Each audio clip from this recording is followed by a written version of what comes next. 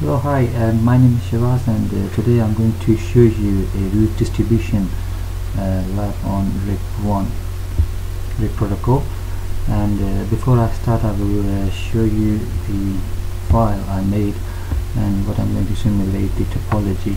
As you can see, there's three routers topology or networks we have with class B on this side, and then the LAN 1 address of 172.30.0 and with the subnet mask of class C, and this other subnet 172.30.2.0/24 on serial 1, and again we have the similar like that one subnet and the address, and over here we change the different address because on R3 we have this internet. So basically what happens is if P1 is sending some request that doesn't exist on these two routers, it will be simulated to internet. So this is the address field I have. R1, R2, R3, PC1, PC2 and PC3 have all addresses over here. So basically what I have done is I just simulate all this traffic on R1, R2 and R3, and they get the addresses, let's say the routing protocols. So on this side of on the left hand side I have all the Cisco routers routing tables, and on the other side I have OPNET simulation routing tables. So we're not going to see this one.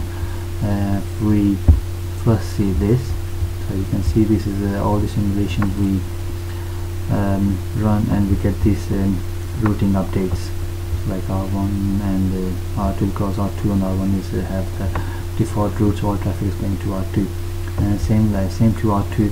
The traffic that doesn't exist on to this on these IP addresses, it will be automatically forwarded to the ISP. So okay, I'm gonna put the simulation on. So that's a simulation R1, R2 and R3. So I keep the same addressing schemes as shown in on the word file, as shown there or there. I'm not going to tell you how to configure the addresses. I guess you must know all this. So anyways, what we'll do, I will go into the IP routing parameters, and I already assigned addresses, and I go on the loopback. What I've done is I shut down the loopback because as you know that loopback interface is always up. So I just shut it down, and there was routing protocols, I put it into none, so none routing protocols will not be activated in the interface and not in the routing updates. Static route, I didn't give any static route over here on this one. So basically what I give is only on this router is the IP addresses of this interfaces to this and this serial one. So I configure RIP1 protocol on it. So we go on go on router 2 now. Okay, router 2 is the main part of our simulation because I have done some configurations over here. So I keep the addresses as shown in the word file. So same one, a loopback, I shut it down. So I put the static route over here now, because static route, what I've done is I gave a default route of 00/0s and 192.168.4.9.1. so this is interface of this. Okay, and I forgot to tell you the same thing. Routing table export, I put it as enable on R1, R2 and R3, and if you keep going down the RIP parameters, so what I've done over here is I'm going to keep the same things, constant 5 start time and stop time is 65. What I've done is over here distribution, I put it into default metric 1, routing protocol, put it as static, distribution enable, so that means if no routes could find, it cannot forward over the other side of the network. And that's it. And there's one more thing. What I've done is when you go into the run simulation, you have to go into the global attributes, IP dynamic routing protocols as custom. If I put as a RIP here, it's not gonna work as a redistribution. So in order to do or simulate the network as a static route, you have to put as custom, and you do as run.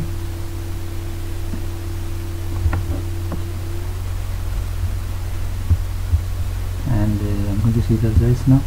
See, not results, I mean the simulation log print routing tables. So this one is routing table 1. As you can see, there's 2 routing updates we have, and same as routing table 2.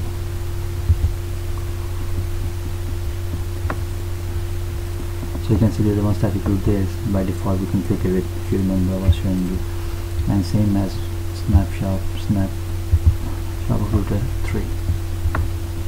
So let's say router 3 was the internet, and as the internet router, we don't need this router to send all its routing updates to this, because it's going to be too much routing protocols, and too much updates going to consume too much bandwidth and routing and processor resources on R2.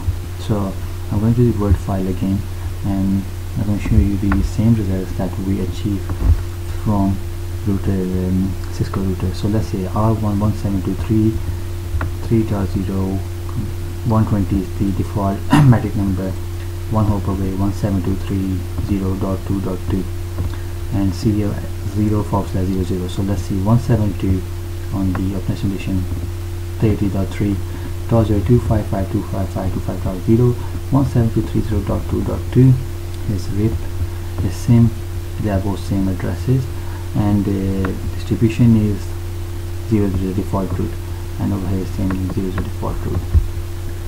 And R2 we have RIP 172.3.30.1 via 172.30.2.1, and the address or serial is serial 0/0/0/0. Okay, well, we come on the OPNET now simulation 172.31.0.255.255.255.0 172.30.2.1, and is similar, the same what we have configured, and the static route is given as well. You can see 0/0 and 0/0 over there, and same as R3 for the same routing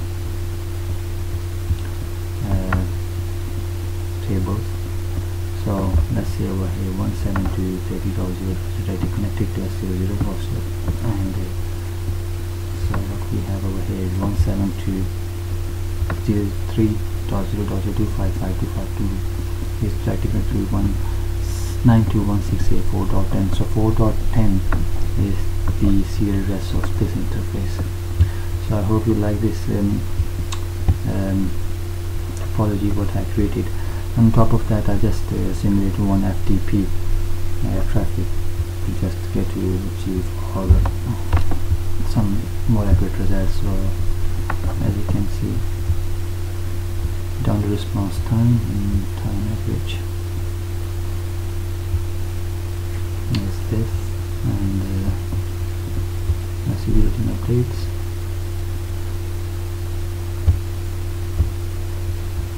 That's it. Thank you for watching.